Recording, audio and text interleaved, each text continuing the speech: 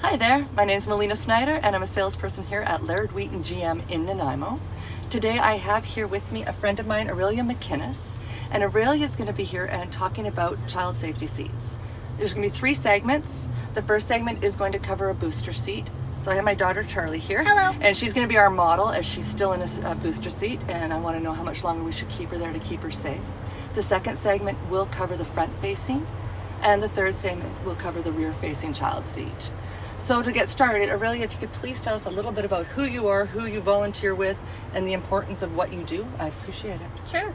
I'm a member of a national safety association that we call CPSAC, so Child Passenger Safety Association of Canada.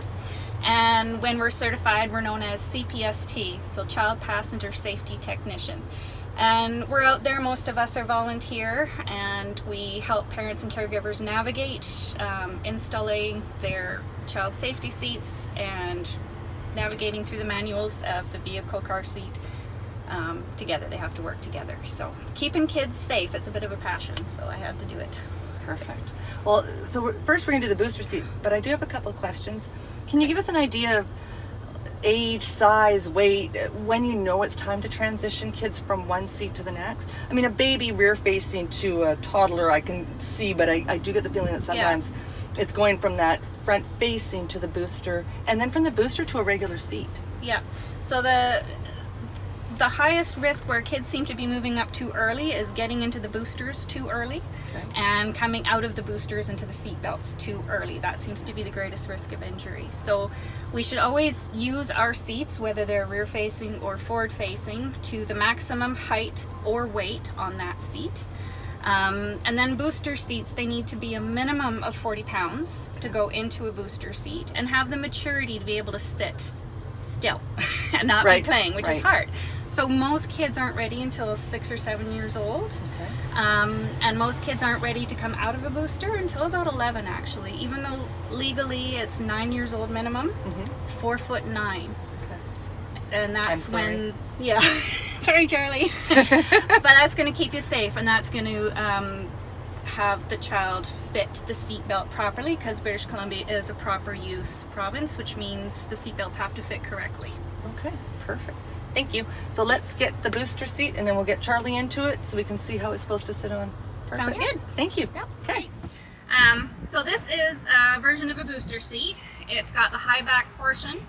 It's a really good idea to transition the kids from a forward-facing seat in harness to one with a high back portion. It offers more side-to-side support. Often the kids at this age are still napping, and it'll help them from falling forward. And this will be good for a minimum of 40 pounds up to 100 pounds. And the high back portion can be used up to 57 inches. So I'm just going to lift this up because Charlie's a tall girl. She's probably going to be too big for this high back, but I'd like to show you the belt routing. Okay, Charlie. Hop in there, girl. Okay. Now, can you just buckle that in for me on the other side?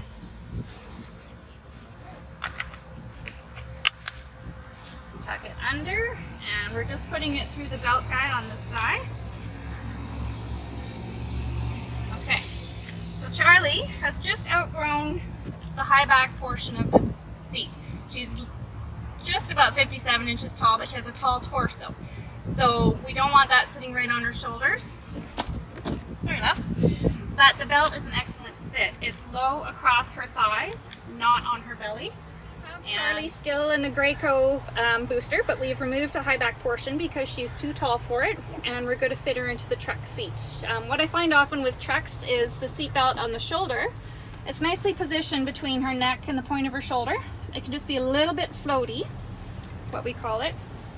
The boosters have this little attachment here, and by clipping the seat belt through here, just snugging it up, it just brings it down on the child's body just a little bit more, and this is a really awesome booster seat for Charlie. So evenly spaced on the collarbone, not riding up on her neck, down on the hips, and not up on the belly, which is what we don't want. There's lots of informational resources, printouts, and there's also a Find a Tech map. So you can locate a technician near you to be able to get and contact them if you have any other questions that may have come up from this demonstration, or if you just want a little bit of help to know that you've done the job right. We're all about parent education and empowering parents. It's an education session. All right, well, thank you so much. And again, my name's Melina. I am a salesperson here at GM, Laird Wheaton in Nanaimo. And I'd love to hear from you as well. You can also visit Melina's Lot A Auto on Facebook.